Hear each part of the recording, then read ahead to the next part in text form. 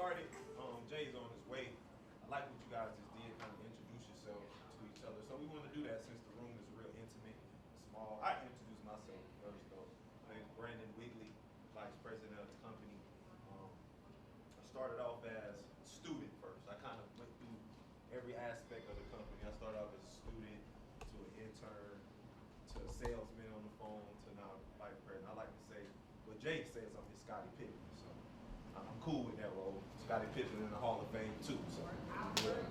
So if we can just go around, if you can, look in the camera maybe, and say your name, where you're from, and why you're here, and what brought you here. So if you can look in the camera so everybody can kind of, you can put the camera, he gonna go first.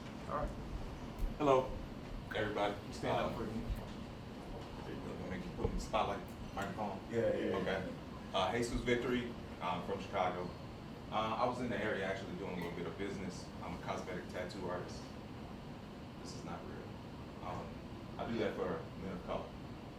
First company in the United States for men of color. Just came here to suck up some free game.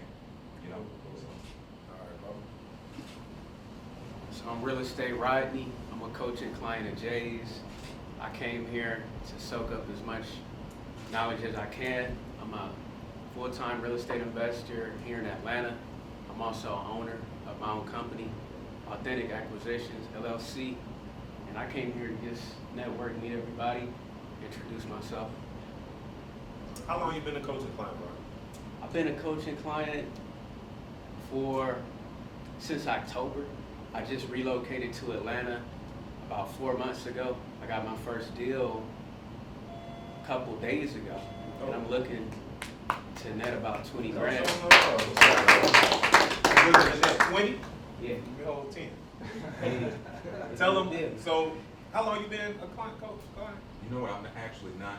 Oh, I thought you were. I'm thinking you somebody else. I'm sure. I do support them. It's all good. How's your experience been so far? If you can tell. Stand up too, right? So my experience, I'm a sponge.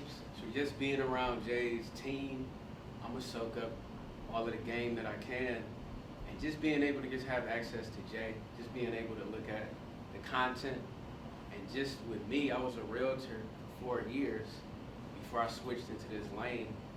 And it's very, you can apply it. Very easy to understand. And you can just soak it up and apply it.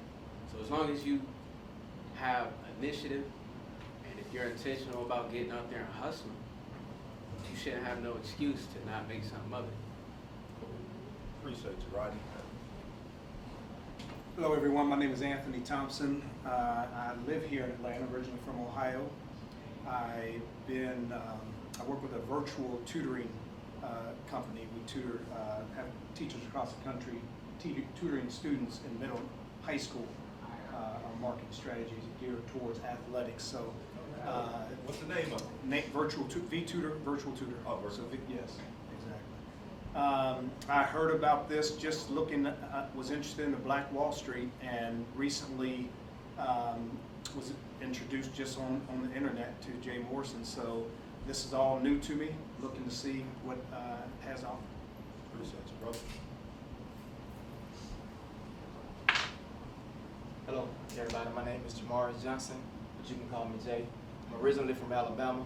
I moved here about a year ago with my wife and my 5 beautiful children. Honestly, man, I'm tired. I'm tired of making excuses. I'm tired of hearing excuses. And I'm tired of not living to my full capacity as a person and being able to give back. And I'm here to get the foundation so I can soak up the understanding and then go get it, go apply it. Thank y'all. You a coaching client? No, sir. No, okay, cool. I meet so many people, I always forget sometimes. I'm sorry, y'all. If you a coaching client, who a coaching client here? Just Rodney? Okay. I'm in school. You in the school? Cool. You all good. How y'all doing? My name is Michaela Jones. I'm actually a student at Georgia Institute of Technology studying architecture. So I was interested in the Black Wall Street, and I also have my own music label. I record my own music and videos, things of that nature. So. Okay, you gotta give us a 16 real quick. Yeah, follow me on Instagram. It's Keisha Quavo. I got so much swag and so much charisma, and the ladies love me when I come through the building. There you go. I thought you was gonna freeze up. Hey everybody, I'm Adrienne Rowland, owner and operator of Rowland Tax and Financial Solutions.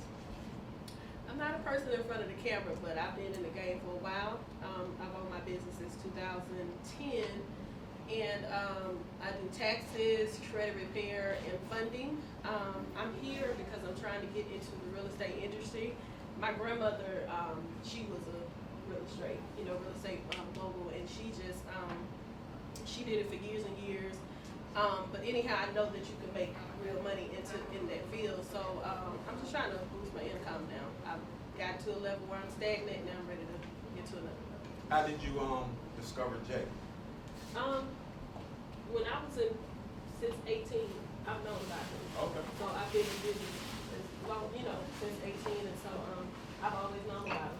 So over the years, I just followed some of the things he's done. All right, cool. How you doing, everybody? My name is Donald Gorey, and I'm from Las Vegas, Nevada. I actually flew out here just for the weekend.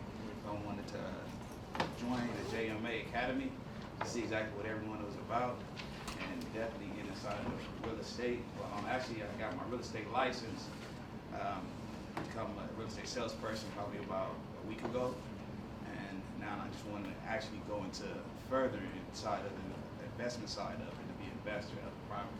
But this was my first property, so I'm trying to get just a little bit more game and information. I can get like the investment deal to get future income off of it. Appreciate you, King.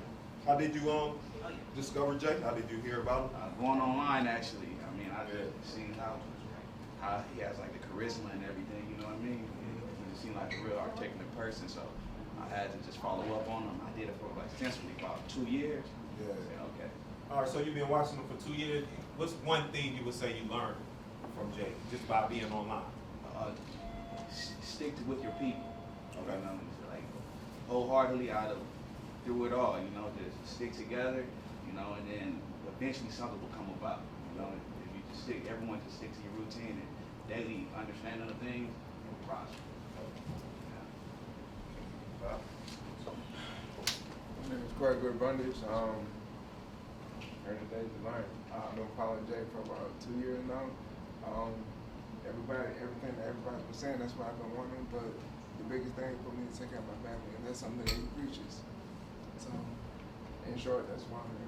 So I can provide a future for my immediate family and the ones who come after me. Queen King. What's your name? Eddie. Eddie. Okay, so what we're doing, you stand up, introduce yourself, and you can promote your business, how you hear about Jay, your name, where you from. So my name is Eddie. I'm here in Atlanta. I own a real estate wholesaling company, and we kind of specialize a little bit. So we work with certain clientels, and we go out and find their properties in particular. So we don't just do that everybody. We kind of have it that way to keep things moving, build a better relationship. I knew about Jay for I don't even know. So like it's been some time since before all this, and it's just been beautiful to see. I think one of the things I can respect the most out of them is that continual drive to think about it and mention it. You know what I mean? To be able to piece it all together with like individuals. And there's a few of us that's already out there that's making, right? But they don't give back. They don't want to put themselves out there. Truth be told, that's really what it is. And he's giving the game away, and for him to be able to come and be home and still be able to give that away. Man, I know a lot of successful individuals, people that are very high up there, and truth be told, they're just afraid. They're afraid because they don't think there's enough of us that'll support it and take it and do something with it because of what's been done in the past. And so, I had to definitely just come give respect and meet like-minded individuals just the same to be able to take it to the next level. So, What's your company name? the name of our company is called RE Offer Atlanta. RE Offer Atlanta. And I know everybody wondering where you get your jacket from, bro. I don't even remember. I like it though. That's my style. I don't remember. I would So definitely appreciate rock it. that. Yeah, I would definitely rock that. So, can you just walk in for everyone just walked in? You look in the camera, say hi to the live stream. Hey, what's going on? And introduce yourself. If you can stand up, introduce yourself. What business you have? It's on me? Yeah, how you discovered Jay. Okay, I'm Kenyon. My name is Kenyon. Camera. You can Okay. look at the people and the camera. You got to multitask a little bit. I got you. I love camera. But my name is Kenyon. I'm from the Atlanta area. I'm an entrepreneur. I do several different things right now. Trying to get my foot wet in real estate. I'm currently a concert promoter. I do promotions all over the country. Las Vegas, New York, LA, Houston, and Atlanta. And just looking for a smart place to put this money, man. No. So you say you're currently looking to get into real estate. What would you say your biggest I problem own a is? couple properties already. Okay. What would you say your biggest problem is right now for you to get? Is it strategy, money? Strategy, not money. I got the credit, I got the money. You just balling out of control.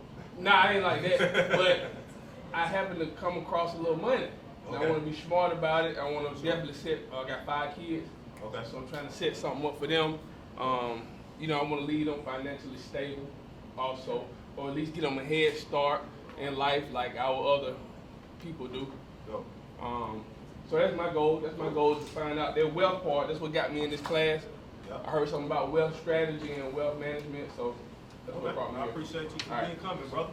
No problem. Hey, I want to get your card before you leave too. Okay, I I got got an one for idea. you. You gave me an idea about what you do. Okay. Queen in the back, I know you just sat down, but if you can introduce yourself to everyone, where you from, what you do, and how did you hear about Jay? Okay, my name is Renee Edmonds, and I was raised in Chicago, but I've been living in Atlanta forever. I came here and got my master's here. Okay. And let's see, what do I do? I own a hair salon, but that's not what, of course, I went to school for. I've been owning a hair salon for about 17 years. Cool. I heard about Jay. I'm not sure. I think I've been following him for about a year, but I think I saw it on like a Black Love page, him and his fiance. Okay. And then I just started following him. I've been busy, but I've been thinking about trying to figure out multiple streams of income, other ways to make money. I became a Truff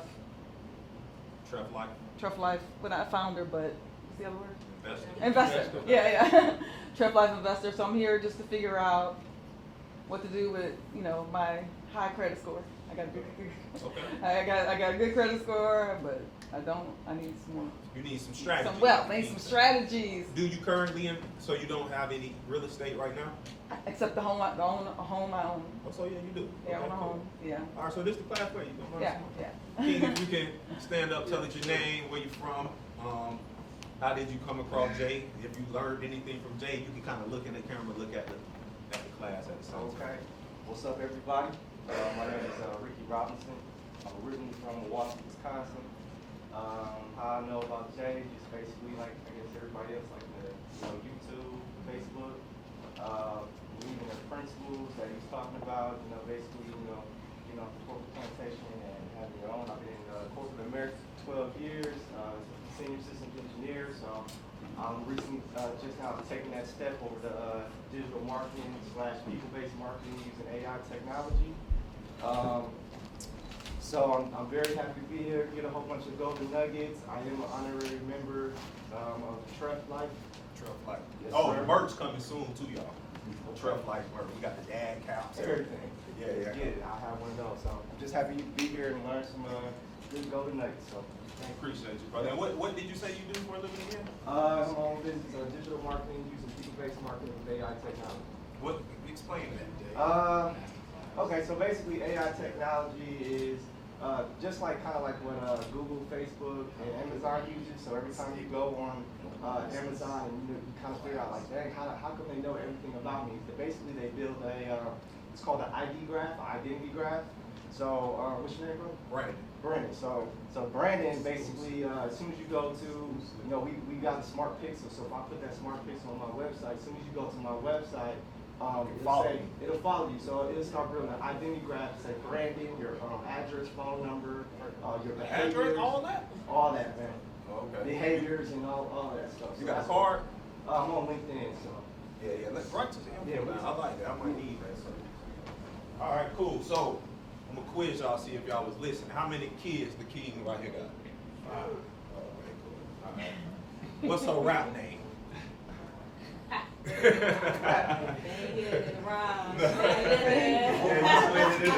But yeah, I want to appreciate everybody for coming. We're about to get this thing started. Jay just walked in the door. I'm looking forward to this class as well. I'm looking to always level up myself. That's why we call it JMA Elite. It's really for the elite. I'm glad you all came and want to definitely take a deep dive into what you're trying to do. I know a lot of everybody was business owners, correct, are looking to be a business owner, so this is definitely a class for you. So appreciate y'all for coming.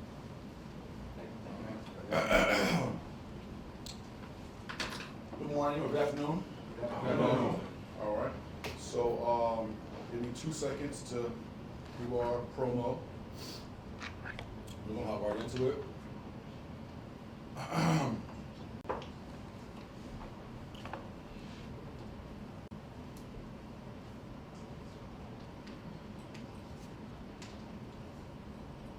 So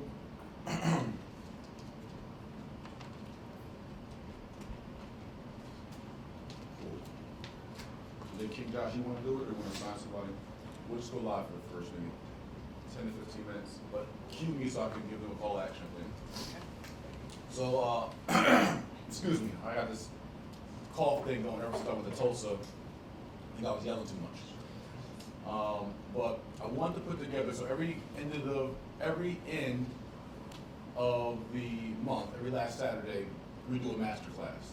And the purpose of the master class is to break out niche topics of our online trainings or coaching strategies and just kind of drill down on specific strategies that either I find are personally impactful, or I see that our students are asking for, or things I know you need to know and that we need to know. This class is a little different and may set the tone for some future elite master classes. Typically, we cover, there's just so much information out there.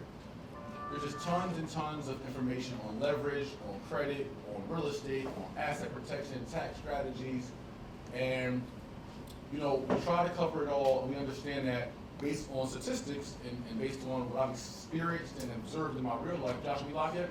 No, the phone line, did you change that? Excuse me. I didn't change it, but started blocking. So, there's so much information. I'm going to tell you a little backstory of how we got here. But my goal is to figure out how to get everyone motivated, excited, and prepared to have the tools to be able to build family wealth and sustain that family wealth. Because I know, how many of you all know either yourself or someone that you in your network or know of, at arm's reach maybe, that it has some success, may have attained some wealth, whether that was through sports, through the lottery, or through business, but at some point took a decline. Anybody raise your hands? Right, so we've seen people get a bag before. It might have been even us. And have done well, but then we don't sustain that wealth. So what was the point? To sit back and be like, yo, I was the man back in the day, though. I had that. I remember with my kids, we had stories. We don't want to be has-beens. We want to be generational legacy builders. That's the key, and that's the hard part. So we're going to cover some of those topic strategies and things today, and that's really why I did it, because I have, so short bio, I'm trying to get better at this. I used to always do it and give an intro of myself, and then I started skipping it and assuming that everybody should just know. Not out of arrogance or anything like that, but I don't know. Maybe you should know by now, you're here, but, so I've been in entrepreneurship, primarily rooted in real estate, but then expanded to other businesses for the last over 12 years, and collectively 22 years. My first entrepreneur venture was in 4th grade. I was selling marbles to my classmates. I found some marbles in a garbage can, took them to school, and immediately started to selling them. So I got down to my last, selling them 5 cents, 10 cents, whatever random number I felt like. So I got down to my last 4 or 5 marbles. I then saw, and everybody still wanted some, they started going for $1 a marble at that point. And I instinctively understood supply and demand. That if I got less product in the garbage can, I went back to the dumpster where I found them, there was no more. So it was a broken fish tank with a bunch of glass, and I picked the marbles out from the fish tank, and I sold them at school. but I had no more supply. I had no connect. I had no inventory. So as I got down to my last, I started selling them for more, right? That was my first entrepreneurial venture, to be honest. But I dove into what we call entrepreneurship, or at least the street version of it, at 15 years old, where I was trying to provide for myself and my family by selling illegal narcotics on street corners, specifically 3rd and Center Street in Somerville, New Jersey. And I was mentored by many of my peers and family members and others, even my uncles were showing me how to cut coke and cook coke and bag up. Even my father showed me how to cook crack. All through my teens and 20s, and so I was introduced to mortgages while I was on parole. I ended up facing 3 years of life in prison and serving a year in prison in New York at 18 years old. I got locked up for a quarter kilo of coke and a loaded handgun. Went to prison, but in New York prison, you don't get reformed, you get criminally educated. And so I came home a better criminal than I left. And with that same mindset, went back to the streets, would end up catching another charge several months later after, coming back to society, and found myself at 20 years old, on parole in New York, out on bail in New Jersey, and out on bail in Maryland for a series of drug trafficking and drug possession charges. Would go to prison for another year and a half, came home onto what's called the Intense Supervision Parole Program, called ISP. And during that program is where I was introduced to mortgages for the first time. I still had a street mentality, a knucklehead mentality, a young adolescent misguided mentality. And so I was trying, during our parole program, we had to have a job somewhere. They didn't care where, I had to have a job somewhere. So I didn't think to pursue a job that would better my life. I was just trying to slide through parole. So I'd get a job at a shoe store, got a job at a factory, that didn't work out. One day I was out. And got a job at a telemarketing company, ended up trying to get a job at an adult porn store. Literally, I got hired, and parole was like, nah, you can't work there. I said, it's a legal job. Why can't I be the cashier at the porn store? Ain't never heard this. I got stories on days, I'm trying to say. I got so many stories. I literally got hired at the on Route 22 in Plainfield, New Jersey, at the adult XXX porn store as a cashier, whatever guy. And so I'm like, cool, that's a perfect job, cool. And so the parole denied me. And so I was pissed off, and I said, you know what? And I had 6 o'clock curfews, I had to have a journal. They would come to my house and make you take a random breathalyzer test, make sure you weren't drinking. It was like intense. I had mandatory men's group meetings on Fridays, which I hated, getting up every, Friday. Now mind you, I'll sneak out, go to the club Friday night, then come to the men's group meeting on Saturday. They want to do a breathalyzer test, like, hey, you're blowing a .1, what were you doing? I'm like, toothpaste, man, what are you talking about? Listerine. So anyway, during one of these men's group meetings, I had decided in my 20-year-old brilliance, I had decided that parole wasn't for me, and that my best option was to go back to jail and to finish my time and come home with no parole. So I told my family, my daughter was a few years old at the time, my daughter was born while I was in prison. I told my family, like, I'm going back to jail. Like, I'm gonna go finish my time and I'll come home like a real man and be able to do what I wanna do when I wanna do it. I'm not feeling all this supervision stuff. So I told this to this men's group, right? On a Saturday morning, just like this. I told this to this men's group, and afterwards, Pastor Antoine Thomas, our mentor, 37-year-old pastor at the time, said, look, you're clean cut, you're well spoken. He said, before you decide to go back to jail, I understand you want to go back to jail, fine. Before you decide to go back, take this card. My wife works at a mortgage company, and I want you to try and apply for a job as a loan officer. She's a processor there. I had no idea what a loan officer was. I had no idea what a damn processor was. Never even looked at anything related to a mortgage. But I walked in, I put on some JCPenney, Macy's slacks, button-up shirt, went in, and they hired me as a loan officer working on a 30% commission. So I would solicit or what they call originate loans, which just means basically bring somebody in that wants to purchase a house or refinance. We'll walk you through everything, and you get a check. So I told my family, they were excited. I had a job at a mortgage company. My grandmother gave me a shot, let me refinance her house. I made, I think, $2,900. My Aunt Karen let me refinance her house, and let me do $3,300, somewhere in there. I think actually my Aunt Karen was 26, my grandma was 33, but nevertheless, I like to be accurate, facts only. But I made about $6,000 in a month, pushing papers and through mortgages. And during that process, they taught me how to fill out a loan application, which is very intimidating if you ever fill out a loan application for the first time. Where you have to have, your 1003 and your borrower's address and this and that, and your debt to income ratio and all these things that for a 22-year-old dude off the corner who never had a college education, who dropped out of high school in 11th grade, and went to the basket program to graduate, that was very intimidating to me, the corporate environment. But they walked me through it. They also allowed me an opportunity to pull my own credit, and they walked me through a credit report and how it works, and what Experian and Equifax, TransUnion, and I was reading books at the time, and on how to get secure credit cards, secure loans, how to boost your credit, and I saw that, and then I saw they were having loans, so it was all so I was getting groomed and mentored. And they were saying, look, you can buy a house with, at this time, you can buy a house with 100% financing with a 660 credit score. I pulled my credit, I was like a 618. I just had like an old Sprint bill, old cable bills, like, okay, well, you gotta pay the cable bill off, $300, all right, bet. Pay the Sprint bill off, but you gotta build more trade lines. They explained what trade lines were. So I'm like, okay, I want to secure credit card, secure loan, right? So I started learning all these different basic financial strategies, which we teach you all in our credit mastery program, our easy funding program. I'm not gonna get into them today because we want high level stuff.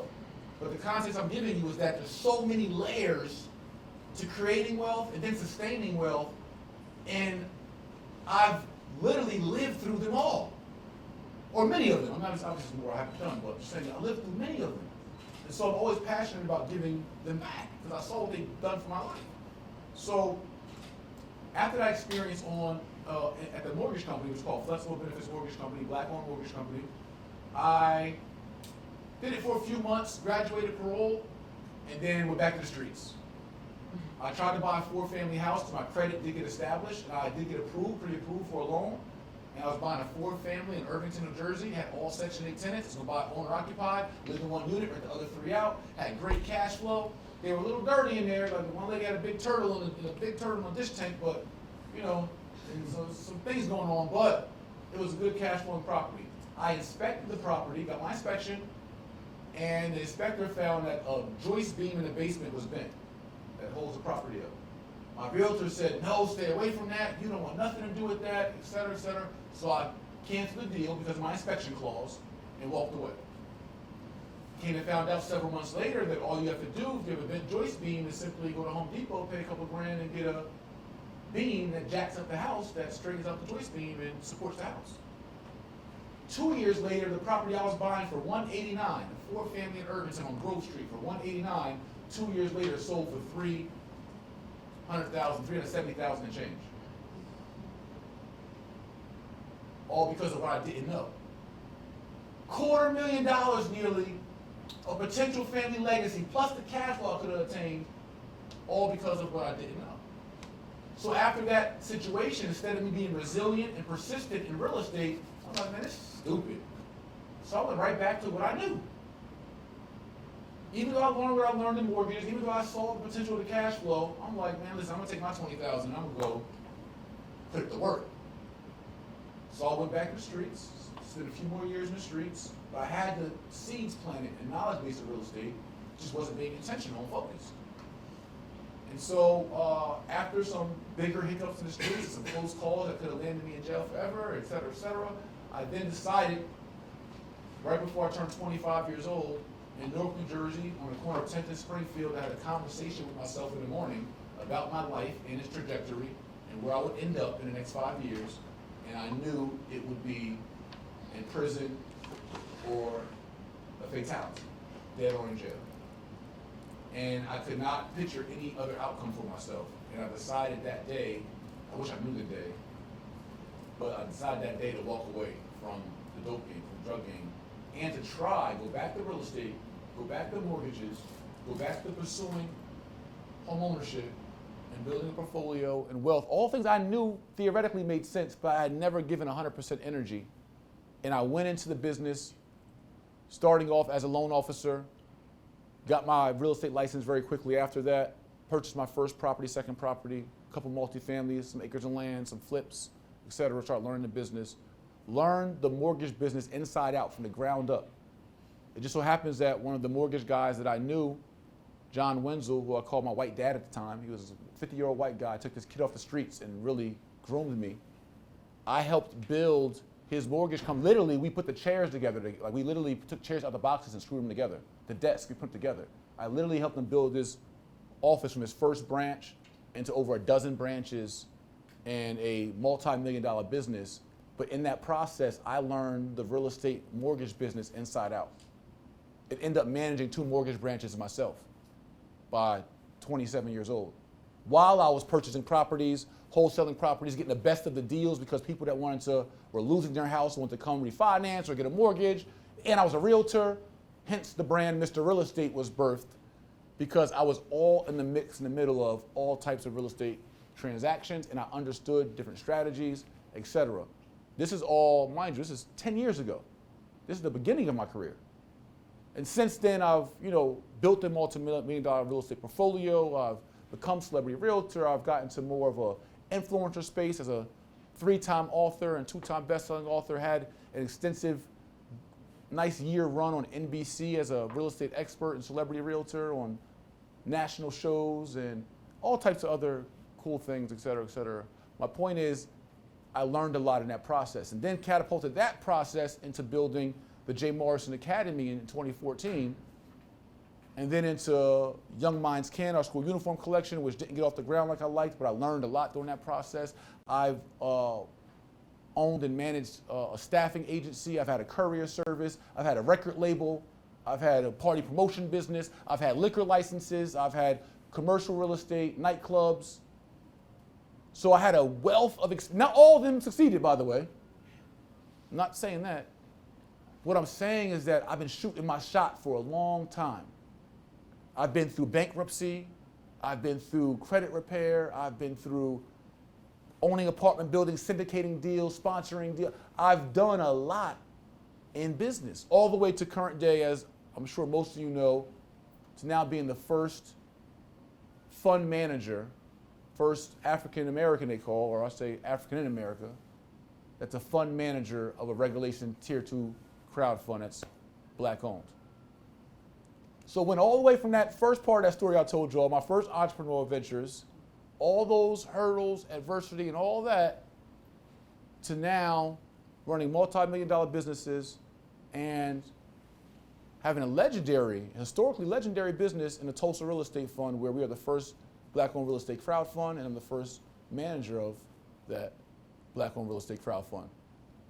That, on top of that, has already launched a successful IPO, raising over $10 million in a week, $5 million in 24 hours, and almost $12 million a day in the first 20-something days. So that's what qualifies me to be here teaching you all what we're going to learn today. And so during that process, I had to, in order for me to get where I've gotten, I said a lot of eyes, me's, in that whole thing. But of course, I hope common sense tells us there are a lot of people involved in supporting all those eyes, me's in those ventures. A lot of different attorneys, a lot of different accountants, a lot of different CPAs, a lot of different tax strategists, a lot of different business advisors, business coaches, mentors, construction crews, development partners, brokers, agents, title insurance agents, homeowners insurance agents, right? There's a lot to go. That's one of the first things we're going to talk about. I want to talk about in this class today, this Elite Masterclass. I'm going to talk about mindset first, and I know we covered that a lot, but you have to. And then I want to talk about our next phase. We'll talk about team building. That's the first thing.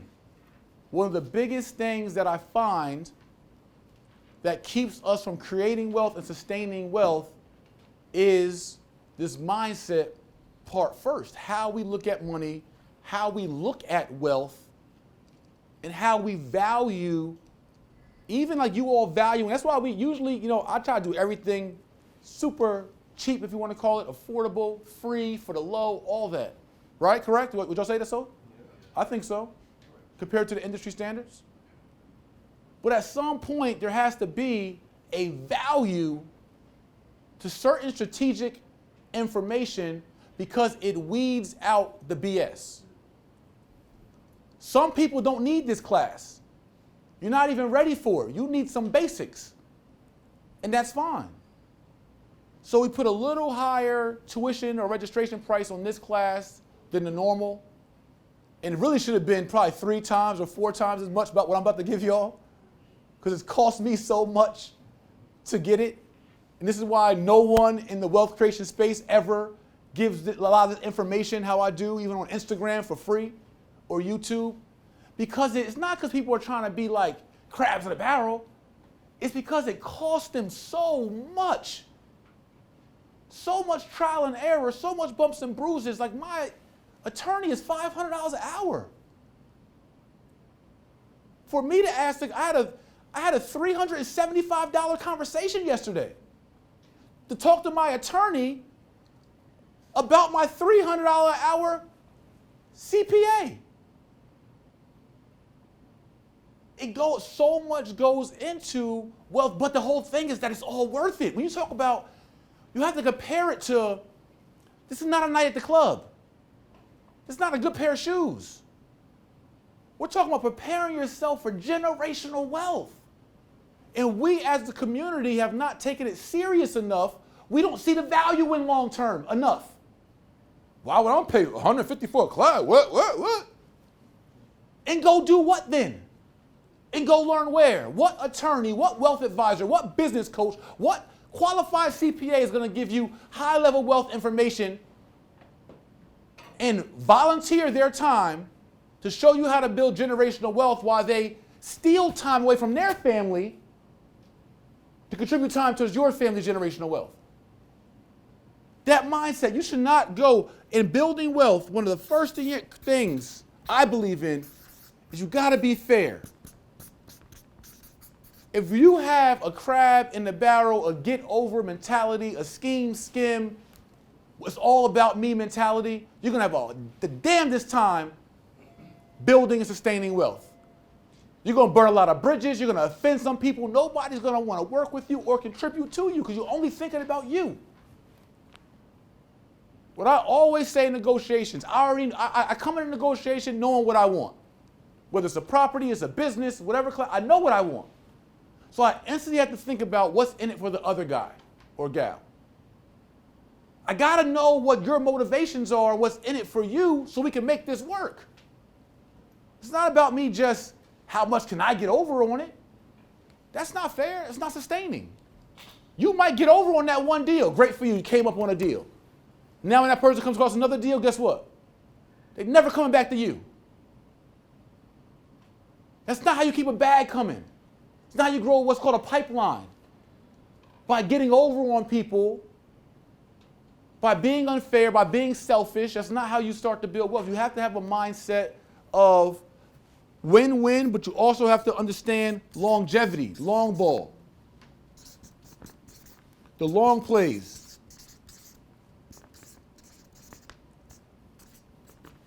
Long-term thinking is really, really hard.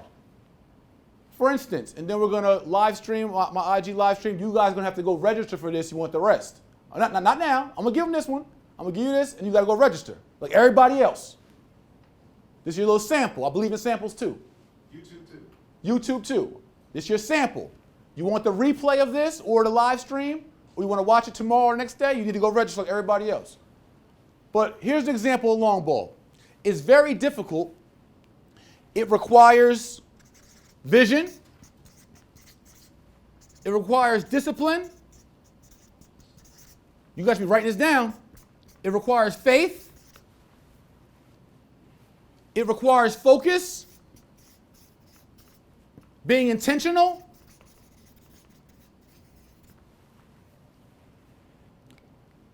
Part of that discipline piece is discipline even when no one, and vision is even when no one else is doing it or believes in it.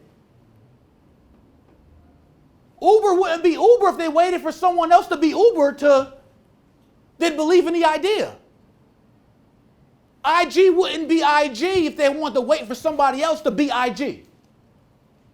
If you lack vision, if you need to see somebody else do it for you to do it, you're always going to be tagging along and getting the leftovers. If you're not disciplined or focused enough or have faith enough in your vision and your idea, That soon somebody said, that ain't gonna work.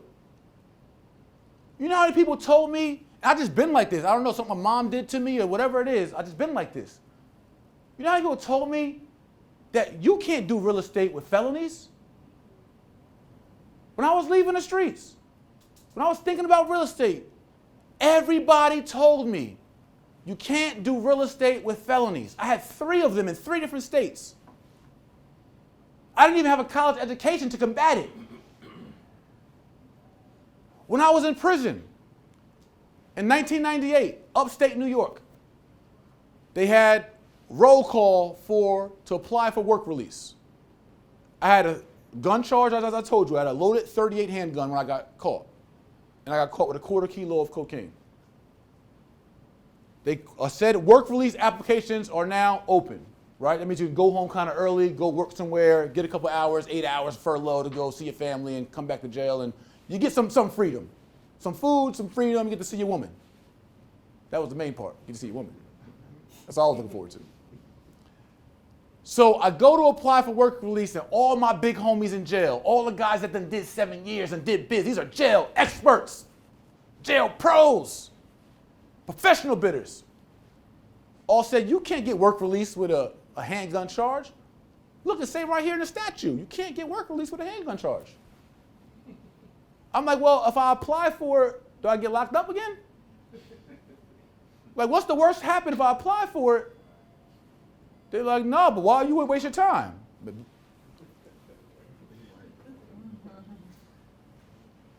3 weeks later, I got locked up with her alias, Robinson. Robinson, come on down. You're going to Harlem in 2 weeks. Off the work release. See my woman 3 weeks later. But you can't get work release you can't do real estate with felonies. Then how did I become the first African man in America hired by Prominent Property, Sotheby's International Realty?